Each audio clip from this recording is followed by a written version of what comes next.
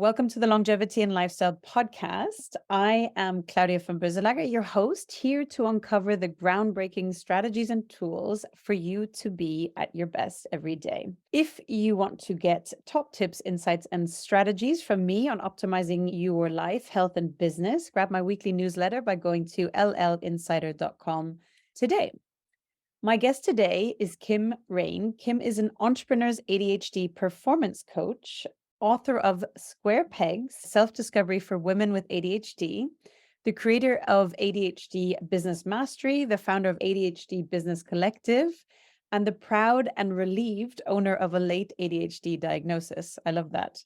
Kim helps ADHDers have more confidence, focus, and success in business by overcoming procrastination, eliminating overwhelm, and banishing burnout so that they can move their businesses forward with systems and strategies that work best with ADHD brains. She has spent the last 17 years running successful coaching businesses, empowering clients to prioritize their physical and mental well-being so they can reach their full potential. Welcome, Kim, to the Longevity and Lifestyle Podcast. Such a pleasure to have you here today, and clearly very needed. Thank you for having me. Thank you. Kim, I'd love to start with your beautiful story and journey. You were only diagnosed later in life with ADHD. What are some struggles you faced along the way that you could attribute, looking back now, to ADHD? I think, like lots of people, when that moment came when you suddenly go, oh, okay. And then suddenly all these pieces start to make more sense. And I'm not going to say fall into place, because I think that still takes a journey, but they start to fall into place and they start to make more sense. And so for me, ADHD found me really through my work. So I was working with high-flying women predominantly, who were not dissimilar to yourself, like what you do, struggling with their performance, or they just wanted to be better, and maybe they disregarded their health, or they were struggling with burnout. I mean, that was becoming huge. Confidence and everything that kind of goes along with that. So I was working with these women, and one of my clients, who was an extremely successful lady, she was the global head of talent for a huge company that you would all know, a big media company, said to me, I think I've got ADHD. And in my head, my reaction was, because I thought, as so many people think, like my vision straight away of ADHD was the naughty boy in the classroom being disruptive, etc. And so I was inquisitive, but I was also a bit like, that's interesting. So then she went on a bit of a journey, and as a coach, I went on some of that with her. And then other things started to happen, and I started to think, oh, this could be my daughter. And then another client got diagnosed, another client who I'd worked with for a long time. What would happen with these clients was it would be like there was always an elephant in the room, but you didn't quite know. You knew there was an elephant there, but you couldn't quite grasp what it was, because when we were coaching, they would be great, but outside of that, they would struggle. And so with this one particular, the next client, I really did go on that entire journey with her, through having known her for a long time before, into diagnosis, etc.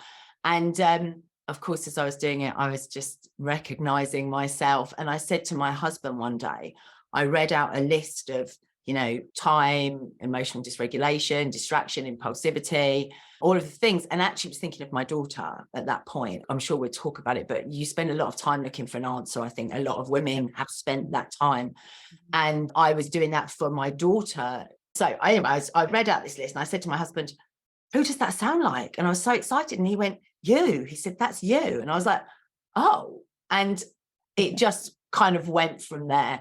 But it was at a time when I was coming into my perimenopause, struggling. In fact, I wasn't struggling. I was just more aware of that. And although I'd always been more prone to burnout since my late 30s, I was having longer burnouts. They were becoming more inconvenient and more troublesome. And along with that had come like this real overwhelm, constantly feeling overwhelmed and experiencing, anxiety that I knew was just coming at strange times for not for no apparent reason, but just my head would just go and go and go all the time. And so I kind of self-diagnosed probably around the beginning of the pandemic.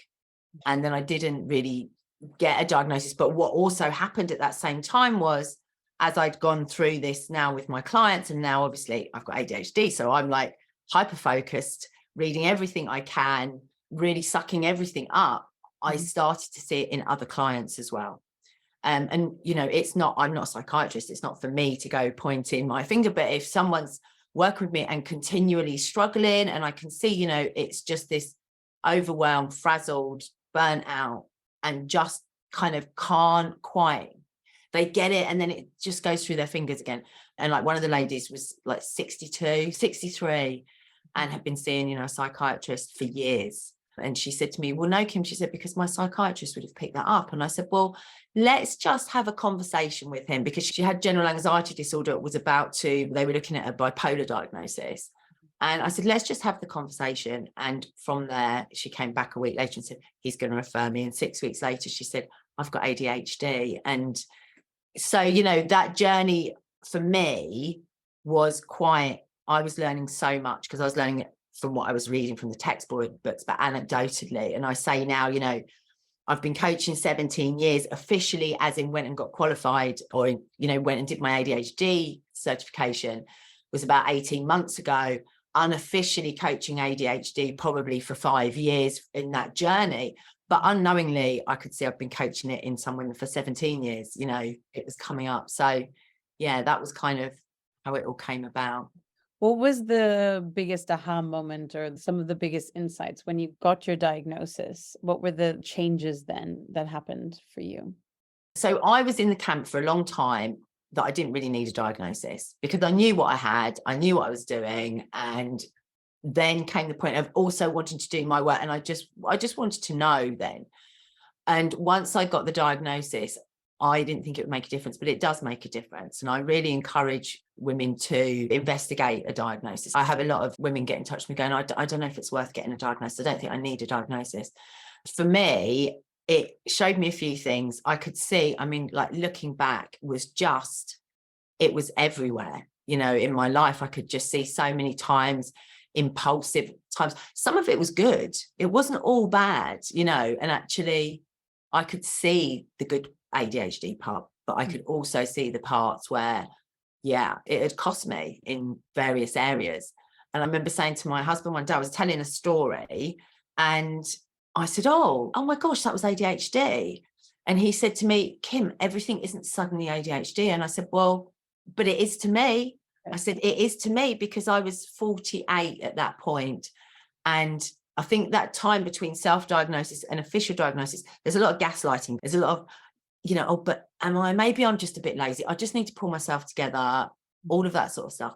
So once I got that, I really started going. And I said to my husband, I said, it is to me, because now every memory I have, everything that comes up, I'm now looking at through a completely different lens. So it can be quite a barrage. One of the things for me was in my business, you know, I could see how many times that I would start projects and I wouldn't finish them because something else would have come along and I'd have gone down that road. And, you know, I would take things to a certain level and sometimes have success. I've certainly had more success in my 30s than I had done in my 40s when the perimenopause had started to kick in. And I could see where had gone down various routes. But I could also see it in my eating. You know, there's a high correlation with ADHD and eating disorders. And I could certainly see, now I've never had an eating disorder, but I have had very disordered eating my entire life. You know, I was 18, I was a size 18. I would be constantly wanting sweet stuff. And then even going on and going into my own career, which was in fitness and wellness to start with, even though I would be eating more healthily, I would still not be able to stop eating. I would graze like a cow all day long. And I wouldn't be hungry. There was no hunger there at all. Sometimes I could be sat at my computer and next thing I know, I'm down at the fridge, snuffling around to see what's available. And then I come back and I'm halfway through the sentence in an email and I'd gone off. I would give myself such a hard time about it because I would think, why do I keep doing this? Because I was never hungry. So I never enjoyed a meal because I would have eaten so much this way during the day. So that was a big eye opener for me because it's something that had really plagued me. I wouldn't enjoy food. I would just use it as my distraction. I suppose like somebody who might go and smoke or something. Yeah. It's just that impulsive thing to go and do.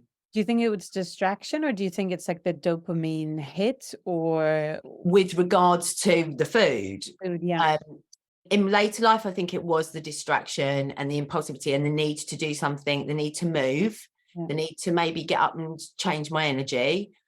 But in my younger years, I think it was very much about the dopamine, very much about the dopamine, because the food that I would choose was those quick fixes and quick hits. And, you know, when you look at levels of obesity in ADHDers, we're more prone to type 2 diabetes. There's a lot that goes on because we have this constant need to fill up to get those highs. And then as I got older and became more into my exercise, you know, my thing is weightlifting and strength training is my number one thing. And so that it wasn't about the sugar, but I still think it was about the needing to do something. I think that's a really, really interesting statement. So I think for my audience that have maybe even family members suffering with eating disorders or Yeah, obesity or type 2 diabetes, to yeah, just have a look with sort of fresh eyes to think, could this be undiagnosed ADHD? And yeah. just show a bit of self-care and compassion that it might be something else that's been untreated for many years as well. So thank you for sharing that. I think that's definitely the case as well with a lot of mental health. Recently, a lady who I'd known for a while and had constantly spoken to me about her anxiety and her general anxiety disorder and et cetera, et cetera. And then, you know, she follows me on Instagram and here's what I'm saying. And then one day she said to me, Kim, I think I might have ADHD. And I was like, yeah, I think you might have too. And, you know, she's now on this journey. And she said to me, she said, I get it now. She said, I thought that anxiety was the cause, but anxiety is the symptom. There's another layer down as to what the cause is. And ADHD is, it's like 50% chance that you're going to have some kind of coexisting diagnosis. So it can be the real root. And I think that's why the relief can be so great when you find out. I think so too, because the beauty is that nowadays there's so many tools and strategies what you can do after. It's not just having a diagnosis to have a diagnosis. And I saw a statistic yesterday that 50% of ADHDers also have some form of Yeah. autism as well. A previous podcast guest who was talking about ADHD said a researcher came to her and said that 70% of the people in a workplace are neurodivergent of some sort. It means that only 30% are actually neurotypical, yet we try to be neurotypical, right? Doesn't actually make much sense. My kids today in school, as we record today on the 16th of March, are celebrating neurodiversity and how divergent it is as well. So I'm so happy to see this sort of positive trend, because we have these stereotypes in our head. In my research, I found a UK study, and I'll just read it here because I want to talk a little bit about ADHD coaching for people in business. 60% of adults with ADHD surveyed said they had lost or changed a job because of their ADHD symptoms. And more than 36% reported having 4 or more jobs in the past 10 years. And 6.5% responded that they had 10 or more jobs within the past 10 years.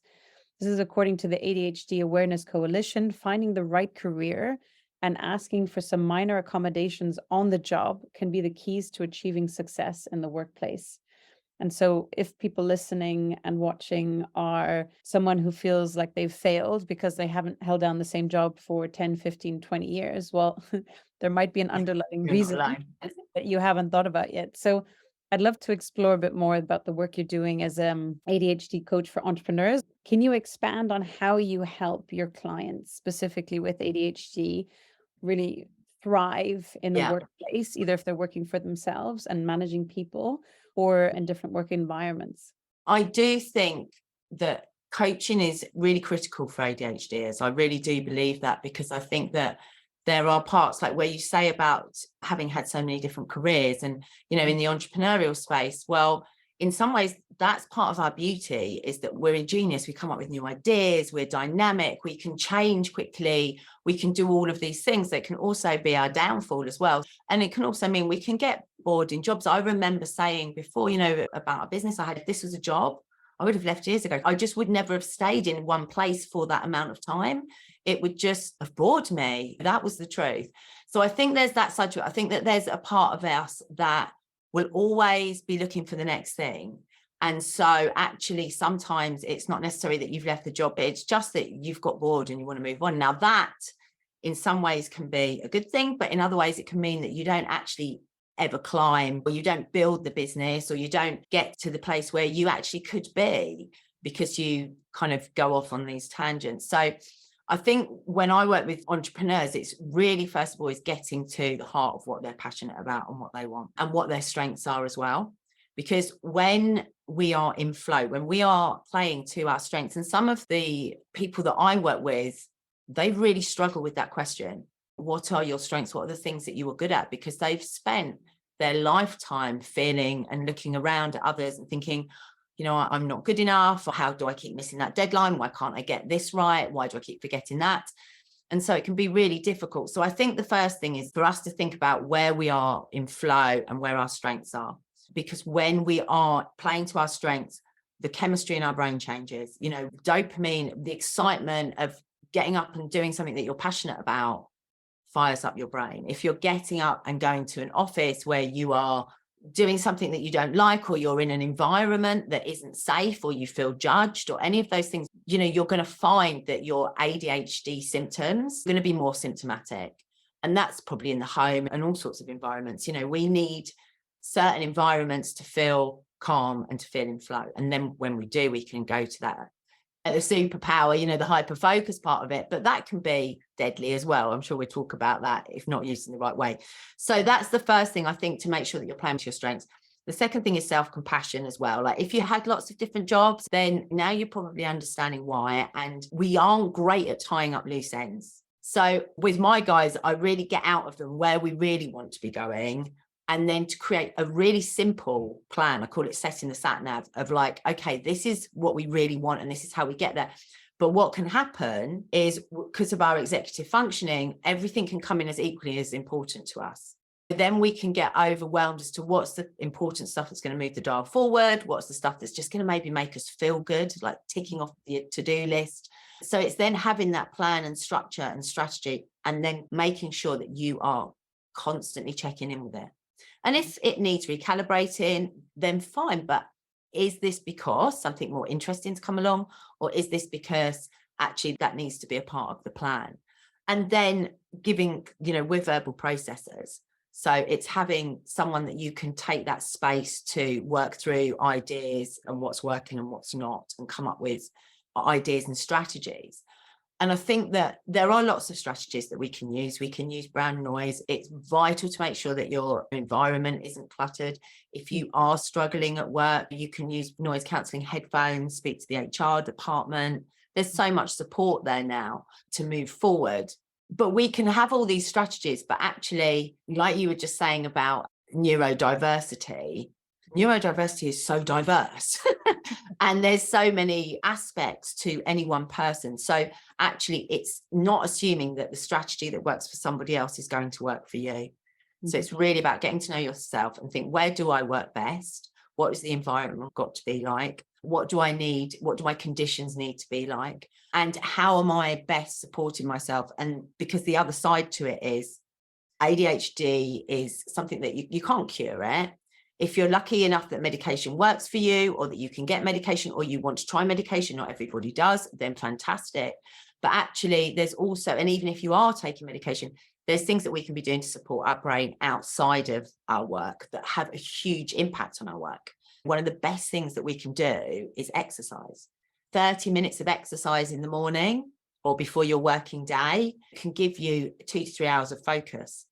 And then maybe getting up at lunchtime, rather than what I was saying of like keep going down to the fridge every 5 minutes, actually going out and firing up my brain for 15 minutes of just walking as fast as I can around the block, or going and dancing to some music, or doing things that are going to wake me up and fire me up.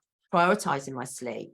And this is a big one, the fun that I'm having in my life, because I don't know anybody that works as hard as ADHD is. You know, in my experience, like the burnout is a real issue, but that hyper focus that can keep us just feeling like we need to keep going and going and going and going, and that drive.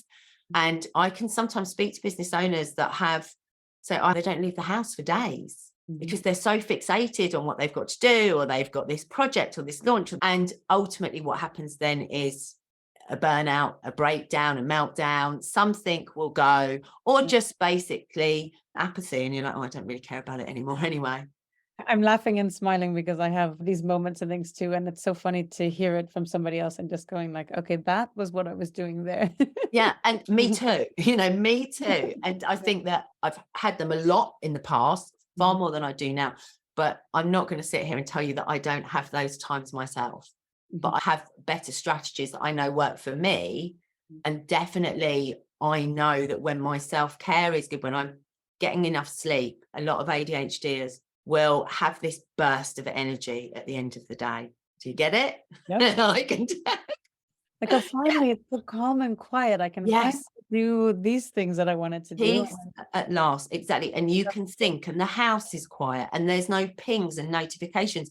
But the other side of that is what quite often is happening is your hormones, where your cortisol should be nice and low and your melatonin should be nice and high, and you're preparing for sleep. What you do is you pop your screen on, or you get your brain buzzing, and that gets instantly changed around. So your cortisol goes higher, your melatonin goes low. Now you feel like the Energizer Bunny. Now you've got all the energy as though it's 6 o'clock in the morning, and you can go and go. And you're laughing, and I'm sure like you're the same. But I used to be like, oh my God, this is fantastic. And I would do it night in and night out through a lot of my 30s. And I didn't get away with it all the time, but I got away with it most of the time. Things are very different in my 40s, but also I understand that now. So, rather than getting to the end of the day, when you get this feeling and you've got a looming deadline of the end of the day, so that fires us up. We love a deadline. So that feeling of urgency creates, again, those chemicals for us. And suddenly we can do all the things in 24 hours that we should have been doing for the last week. And we have the same sort of effect at the end of the day. So actually, it's just understanding that. Now, for me, I think, okay, so therefore, and for a lot of my clients, I don't talk about, we go back a few steps, and it's like, what needs to be in place to make sure that you're not going to be in that place? Because by the time that cortisol kicks in, it's too late, you're gone. So it's just thinking, okay, what are my nighttime routines? So I'm a big advocate of looking after yourself outside, and nutrition as well, eating diets that are rich in protein, because protein's the precursor to serotonin, to dopamine. It really does help fire up our neurotransmitters. And for so many of us, our diets tend to be higher in the carbohydrates than they are in the fats and the protein. And those are the two things that our bodies really need. I mean, we need the carbs as well, but very often we are going for quick fixes and quick hits of energy. So there is lots that you can do that actually will have a huge effect on your work, but that isn't in the workplace. But you're creating this terrain whereby in foundation, whereby, okay, now I can start thinking about implementing some of the strategies, as opposed to not having that done, being at work, trying to implement the strategies and just getting more and more overwhelmed. That's really powerful. I think just for people to realize is you have to set the foundation with the sleep, the nutrition, the exercise. There's a lot of tools around it. And then look at refining strategies in the workplace as well. Because especially with ADHD, like working in, these open space offices where people are on the side around you and stuff. I mean, it's so tricky for ADHDers to just like zone in and focus on something sometimes. Certainly. So as well, it is looking at what's in your eye line and speaking to people. Could you have a desk that's in the corner of the office as opposed to right in the middle of the office? And most places are going to try and accommodate because they want to get the best from you. If you're sat next to the photocopier and people are coming and going all day long, the ADHD part of me would be like, brilliant. I'll be chatting to everyone. But actually, every time we have to stop. One of the problems our lack of executive functioning causes is the ability to transition from one task to another. So it's also looking at, okay, how often are you having to transition? So if you are somewhere where everyone's coming, or you're the tea and coffee place and people, or something's going on, it's not even distraction, it's observation. We're highly, highly observant. The saying is, we don't have a deficit of attention. That is not our problem. It's completely the opposite. So actually the time transitioning, that can then take us even longer to get back to the task. So the less transitions we have to do, whether it's between tasks or whether it's because we're getting less disruptions, the better. So anything that can minimize that for you as well. And batching together, your tasks. So for example, I have certain days when I coach and I have certain days when I work on my business. Because when I used to try and mix the two, I'd think, oh, okay, I'll have a coaching client here and a coaching client here, and I've got an hour there, so I'll just get those emails done. I didn't. I would go make a cup of tea, look out the window, scroll, I wasn't utilizing my time properly because there was just too many transitions. An area I've been digging into over the past year is around the concept of deep work and getting into flow state. We Yeah. need to be in this creative flow because that's when our genius comes out. So, particularly for ADHDers Yes. and people who are highly distractible, to rearrange your schedule and clear it up and just batch things in ideally 3-4 hour time blocks, if and when possible. Can you talk a bit more about burning out as an ADHDer and why is this happening and what are signs that people listening and watching should look out for? I could talk forever about burning out as an ADHDer. I think I wrote an email a while ago now to say, I almost feel like ADHD should be ADHBD or something, because the burnout is a huge part. I haven't yet come across an ADHD that hasn't struggled with burnout, particularly if later in life. But even, I look back and I can see myself, like my mum used to say to me, I see it in my daughter that, you can go and go and go. And then I would just need 24 hours where I would sleep as a child and a teenager. They were my mini battery recharges. So the thing with burnout is, first and foremost, is, I sometimes think with that ADHD is burnout's almost hyperfocus gone wrong. We've been so go, go, go, go, go. There's also the fact a lot of women and adults, the hyperactivity turns inwards. So it is less physical. So you are expending less energy. So a lot of it is cognitive and it's inside of you. And so it gives you this constant need to be driving and doing and being everywhere and doing everything. And add to that the fact that we are more sensitive. It's been proven we feel pain more physically and emotionally. We take a lot longer to recover from emotional pain and hurt and the rejection sensitivity. Our nervous systems are really, really sensitive, and it's very easy to exhaust a nervous system. That's kind of usually the first sort of thing that can go, even from over exercising. So we are really susceptible, really prone to it, and we have to be mindful of it, aware of it, and know to recognize the signs. Sometimes when we're in hyperfocus, it can be really difficult to recognize the signs until that big sign comes that, bops you on the nose. But I think the things to think about is how you're feeling in your body, in yourself. How do you feel when you wake up in the morning? Those first few thoughts of your day, are they, oh my God, I just can't fit it all in. How am I going to do this all? Like my yoga teacher used to say, we're not human doings, we're human beings. And it's not just ADHD, it's the society we live in. So it's recognizing how you are waking up in the morning when, those first thoughts of the day, and what your diary looks like, and then noticing your energy in yourself. So if you are feeling more tired, feeling more snappy, lethargic, it's okay to lean into that. I now totally understand that we're sprinters. If I sprint and I do this properly, it works like a charm. But what I used to do was think I was running a marathon and apply it, and it just doesn't work, because I would burn out before I even got to the finish line. And I see that a lot in ADHDers in business. Very often they can just burn out before they even get to the finish line. It can be really hard, but I think this again is working with a coach or a community or somewhere where you understand that actually it's safe and it's okay to take time out. And it's okay to step back, and actually it's more than okay, it's absolutely critical. Like you just said about, our creative minds, unless we have some peace or some space in our minds, then we end up with all the tabs open and there is no creativity. It's very hard to be creative. And I've been in the situation whereby you're trying to create something, maybe a product or, I work online, so there's a lot of online launching and all of this stuff. And suddenly there's no creativity, you can't do it, and you become more and more frustrated with yourself. And so actually then you push yourself even harder. But instead of actually being in that amazing peak state of hyperfocus where you are smashing it out and it's good and it's flowing, actually the brakes are on and you're just bang, bang, bang, and it's just not working. But you have still got your foot to the floor.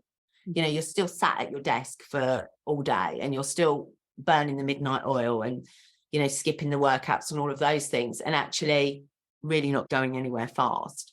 Unless we have those times of space, the creativity can get really stifled. And so I've been in that position so many times, and then suddenly you step back and you give the space, and then comes the creativity and the clarity to do things and make the right decisions. And now when I work with clients, I really get them to understand the value of self-care and to take time out. And at first it can be extremely difficult for them, extremely difficult to even say, right, can you take a morning off this weekend? And they'll be like, okay, all right. And very often, you know, or a day, and they'll come back and they'll go, I didn't know what to do with myself. I hated it, absolutely hated it. And it's really uncomfortable for them, because what's happened is very often, if we stay in that marathon mindset of I'm just going to keep going, keep going, keep going, what happens is our nervous system and our energy system gets used to feeling that way. It gets used to that buzzing energy in our body. And so actually when we stop, it feels so uncomfortable. It just doesn't feel comfortable in our bodies. And so it's not a pleasant experience. And often they really struggle with it. So, you know, we do it bit by bit, but eventually, and, you know, one client sticks into mind, and then she texts me, you're not going to believe it, I'm going away for the weekend. I'm not even going to take my laptop. And this took a year. It's taken a year to get her to this place where she's now like, has a Friday off and and her business is flourishing. And so is she. It can be a real leap of faith, and it can be quite uncomfortable if you have got used to operating in that space where you are frazzled, basically. I totally know this. It's so funny allocating this to ADHD. I always thought I was just so super driven. I had to have my 3 master's degrees and speaking 4 languages, and it was never enough, never enough. And always had to do more. And I would feel unproductive. I'm not utilizing my time well. It's so tiresome, this constant pushing, which up until mid-30s was somehow manageable and doable. And I just had all this energy, and everyone's like, how do you do it? I'm still on that path of rewiring the neural pathway, and actually realizing the exponential benefit to my whole well-being, my mental health, my productivity, my business, whatever it is in my life, being a parent, etc., to actually taking that time to recalibrate and just having that sort of productive downtime by not being productive, the shifting away, not thinking of the to-do list. So that totally resonates also. So I appreciate you sharing that. I think the other thing is that it can sometimes seem so overwhelming that you're going to have to do that. So like you mentioned yoga. So one client comes into my mind and I was like, you know what? You don't have to do yoga, but each morning I just want you to go and sit on your mat. That's all you have to do, is just go and sit on your mat. And if you stay there for 2 minutes or 20 minutes, it's okay. And actually with us, with ADHD, it's that transitioning, it's that getting started. Very often we think, oh my God, I've got to go into an hour and a half yoga now of standing around doing nothing. I've got so much to do and blah, blah, blah. So that immediate, like, no, we're not going to do it. Actually, if you think, do you know, I'm just going to go and sit on my mat and see what happens. Chances are you're going to do a session of yoga, be it again, 10 minutes, be it an hour.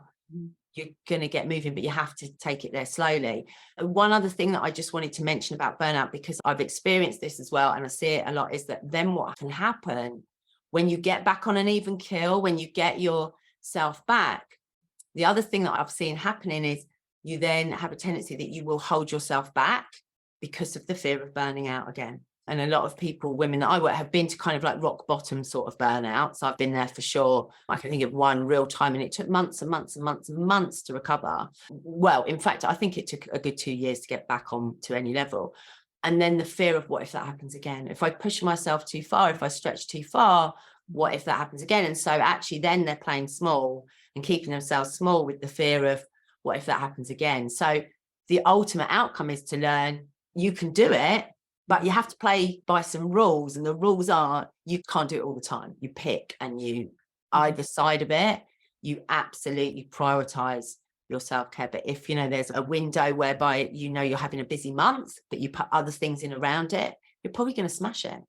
I love that as well, and building those buffers in on the other side. So if you work in that more sprint type of business with launches, and then if you can build in the self-care during that sprint phases. So thank you for sharing that around burnout, because it's so painful. And I think it happens, especially for people wired that they have to do more. Burnout just doesn't fit into that equation very well.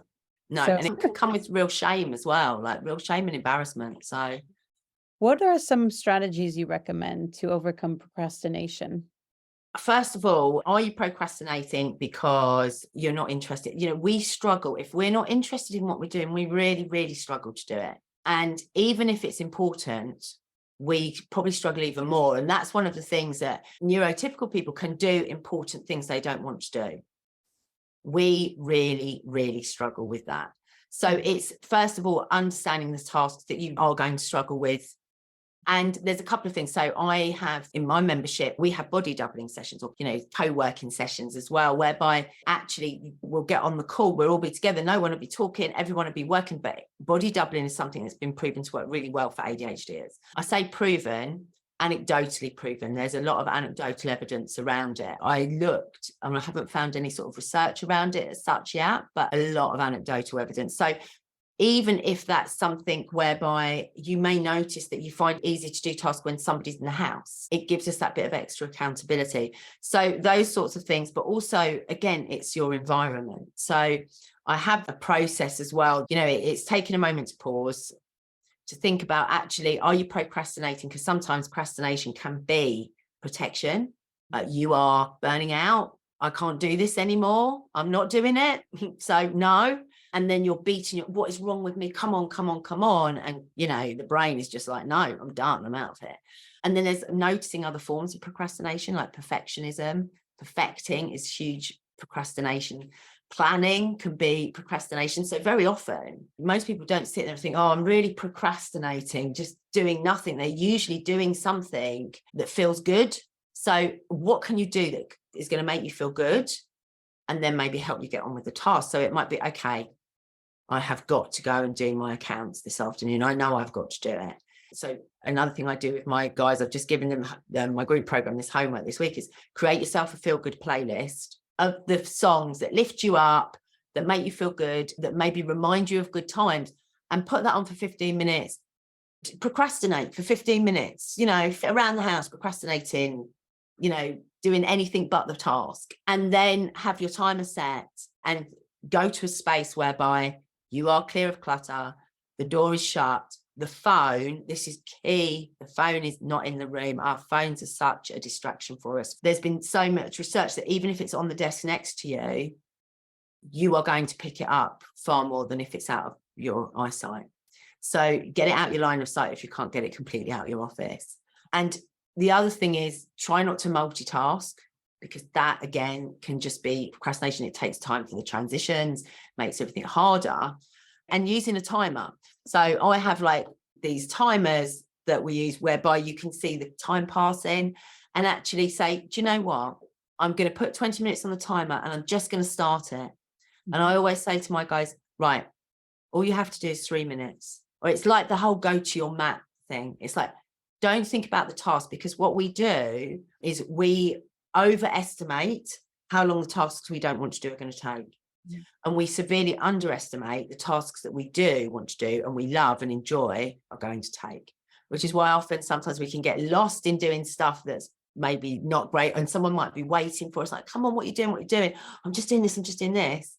And then something like paying a bill online, which is probably a 5-minute task, if you sit and go, I'm going to only do that and I'm going to put a timer on, in our heads feels like, oh, that's like 2 days or 2 hours. I used to be like that with cleaning my bathroom. I had this thing in it that it would just be like a 3-hour job and it needed full, kit, everything. Whereas really I just needed to go in and wipe a cloth around the sink. But that's how our brains work. Mm-hmm. Is there a particular ADHD timer that you recommend? I don't know what this one's called. This one is off of Amazon. Can you see if I just say, like, you do that and it just shows you, and it's great for kids because you can see the time passing. Probably that's going to ping now, sorry. But you can see the time passing. So when I do my body doubling sessions in my membership, I will put the camera on that so that we're checking every 30 minutes and you can actually see the time passing. So it gives you an idea.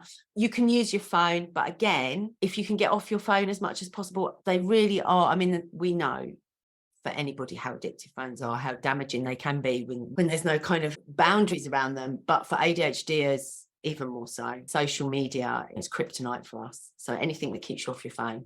I actually found now that I have to, during a day, put my phone on silent and actually on focus mode. So I don't even have the notifications on the screen. And then when I choose to, I go and look at all the WhatsApp messages and all the different things. There's so many exciting things on the phone. And, these companies pay millions, billions to make sure that we are like that, that getting a like gives us a little, oh, I've got so many likes. I had I do a lot on social media for my business and marketing. And eventually, kicking and screaming, I started doing reels, because my social media manager would go, Kim, reels. And I'd be like, okay. And then we'd agree what I was going to do, put the phone down. And I just then couldn't do them. Anyway, I got out of my way. I started doing reels.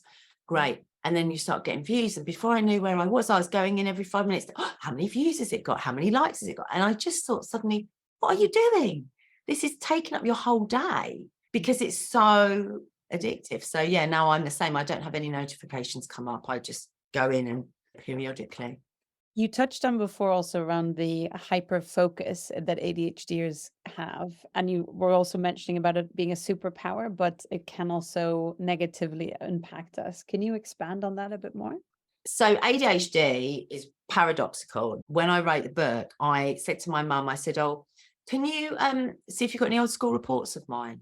And she phoned me up, she went, oh my goodness, Kim, you wait till you read these. And all over my school reports, it was just ADHD everywhere, all over them. But my problem at school, and I'm sure lots of people, is that I would have lessons that I would excel at.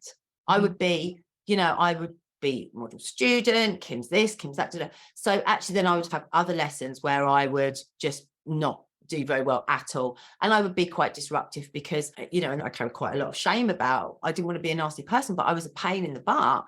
But I can remember I'd sit in class and I'd feel this energy coming up inside of me, and it would just come out usually in a wisecrack or something like that. So one of the things said, Kim must resist the urge to feel silences with a wisecrack. And that's something I still struggle with.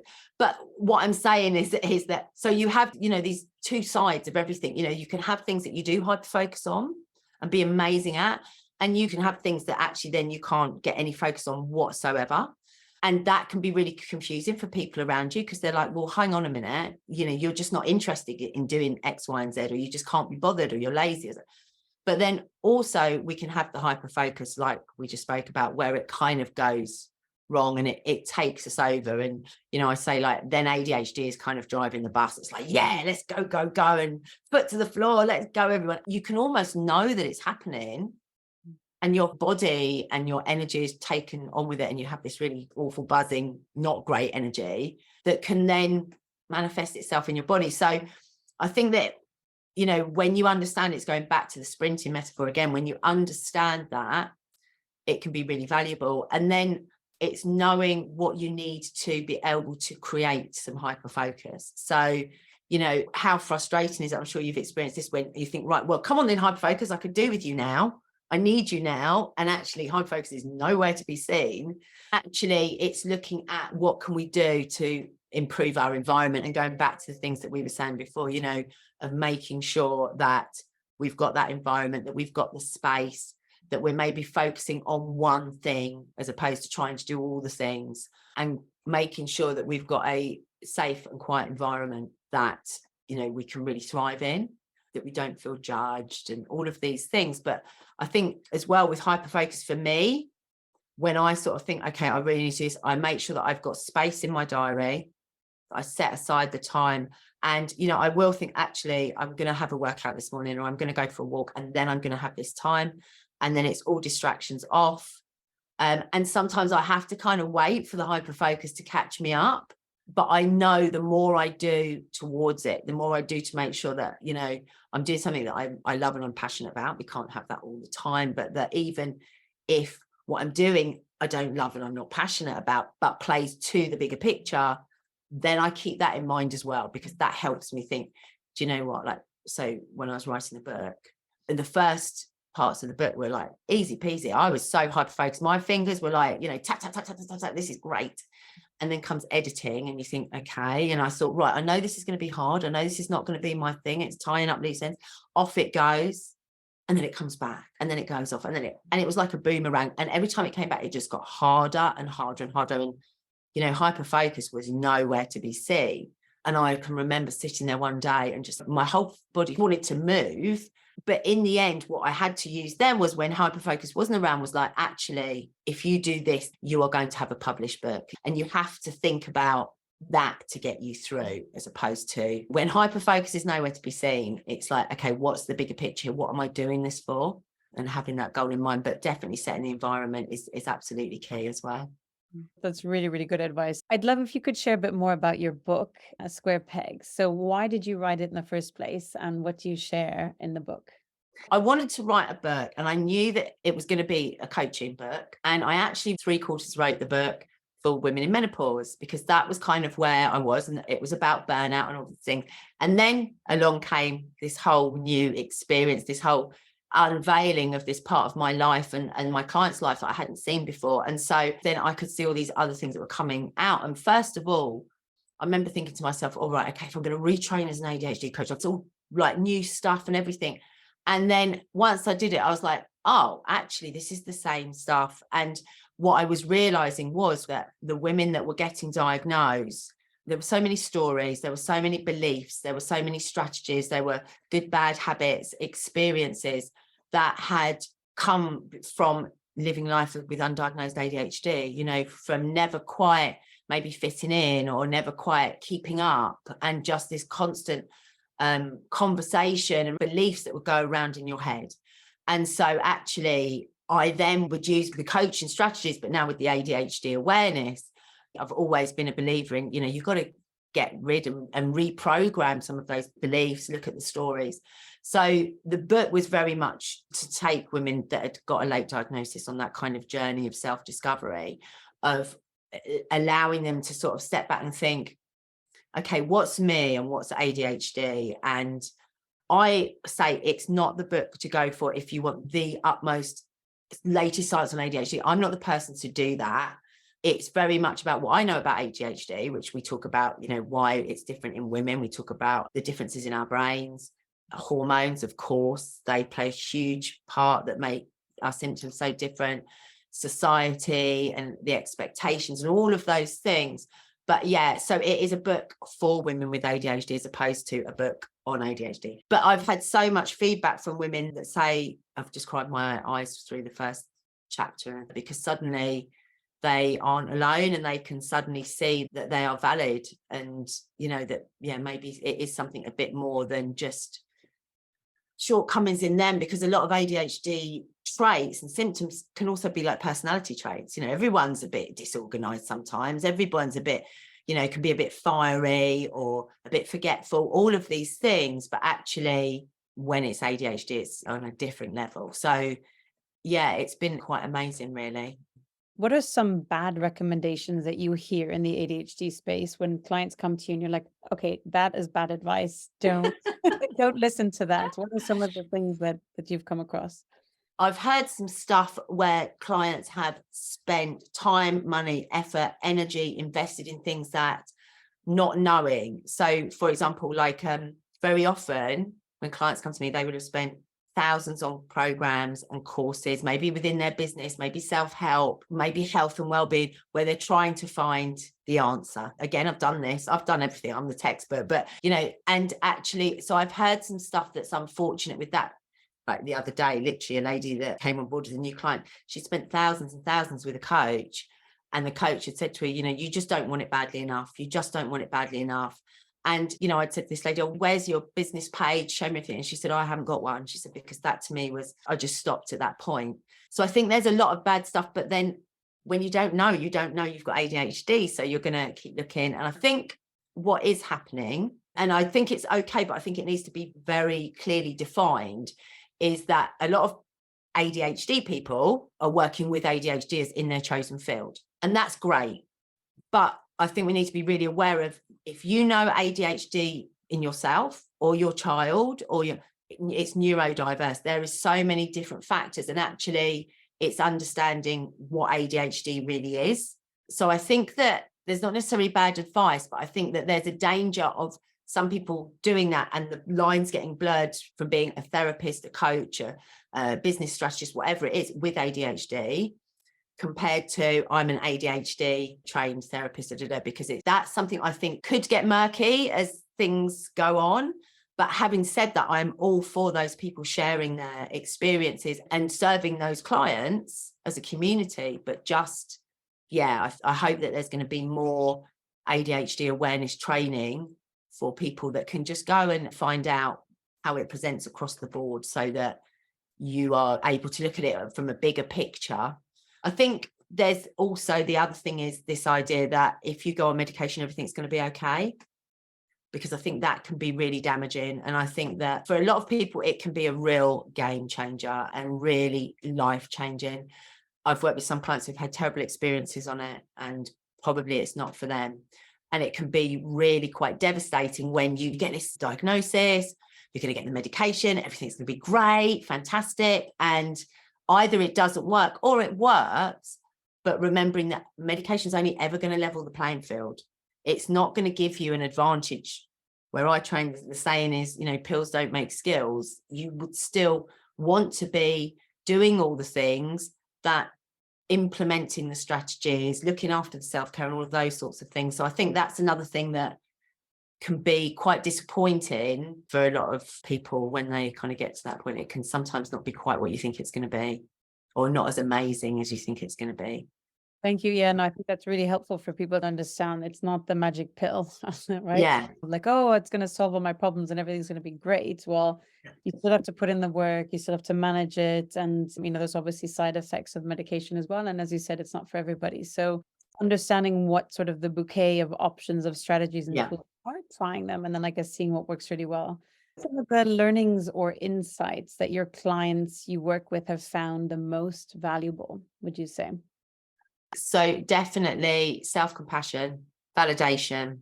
I think those are the two most powerful things. There is definitely like a grief cycle that you go through diagnosis. Some people don't have it that badly. Some people really struggle.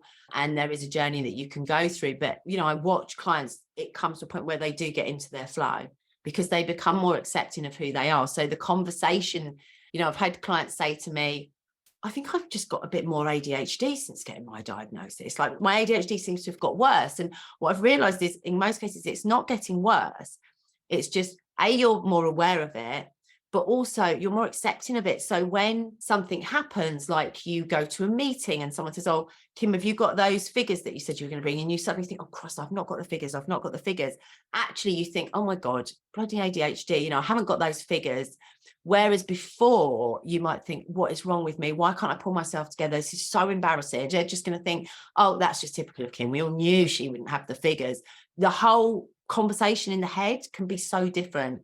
And then I think that journey then continues to a point where you're then happy and confident turning around going, I'm really sorry, I haven't got the figures. Let me just go and get them. Because maybe you've already had the conversation to say you've been diagnosed with ADHD. Maybe it's out in the open, and you're comfortable with that. Now that takes another step for people, for a lot of people, not everyone. I remember saying to a client, well, I'm going to get a t-shirt and go on Instagram as soon as I get my official diagnosis, like, hey, I'm ADHD and proud.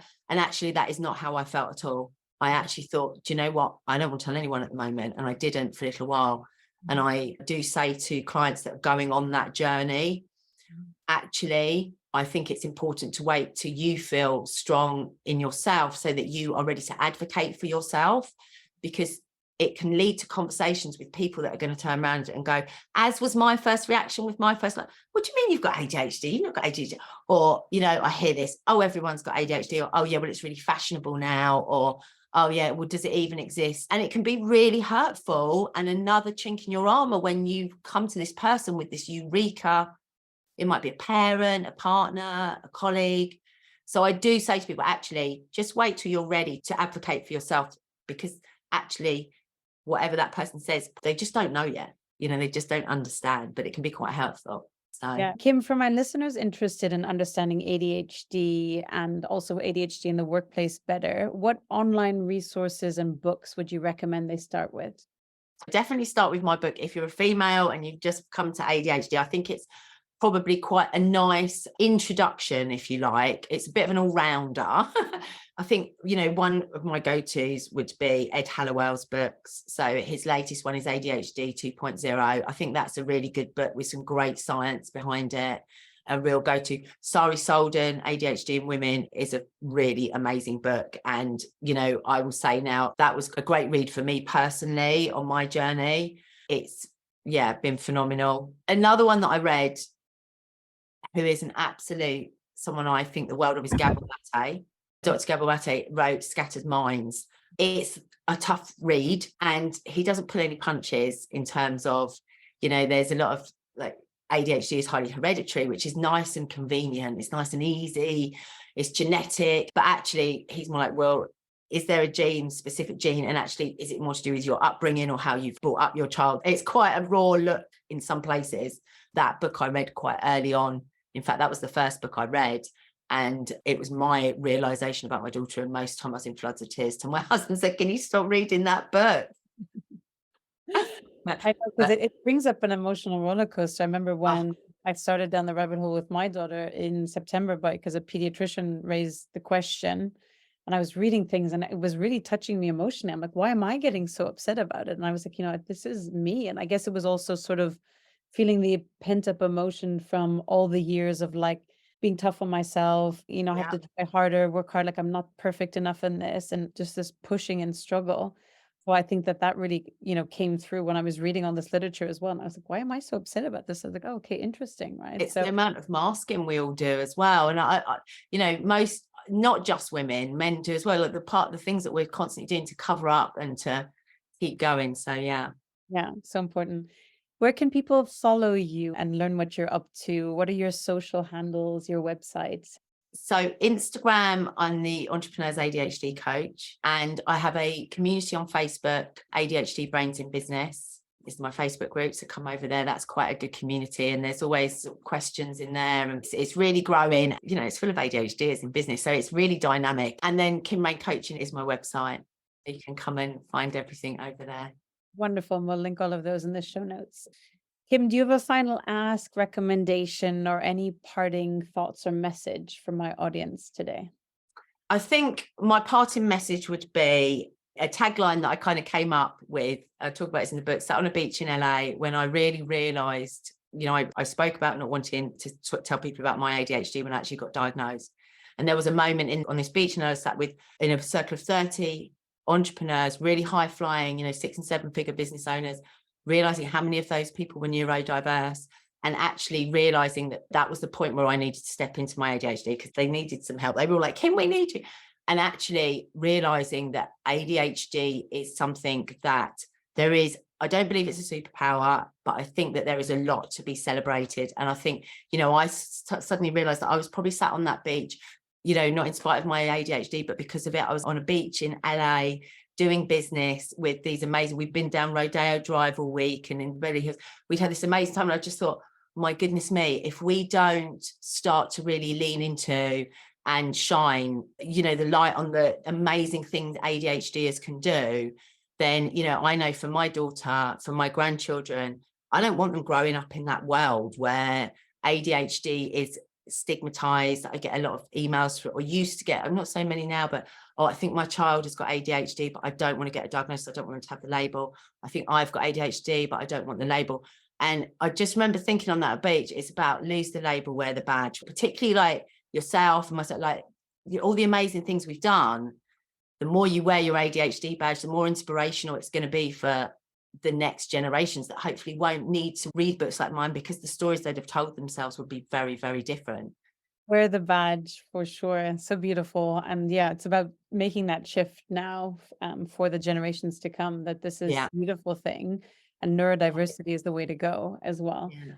Thank you so much, Kim, for coming on today and sharing all your wisdom and knowledge. I really appreciate it. Thank you for having me. Hi everyone, this is Claudia again. Before you take off, would you like to get a short email from me with some short but sweet fun tips, tricks and updates on all things longevity and lifestyle? This could be cool products that I've discovered, interesting posts or articles I've read, and other fun and helpful things around longevity and lifestyle I've found for you. It's a very short piece of inspiration for you a few times a month. So if you want to receive it, check it out by going to longevity-and-lifestyle.com. That's longevity-and-lifestyle.com, and leave your email to sign up for the next one.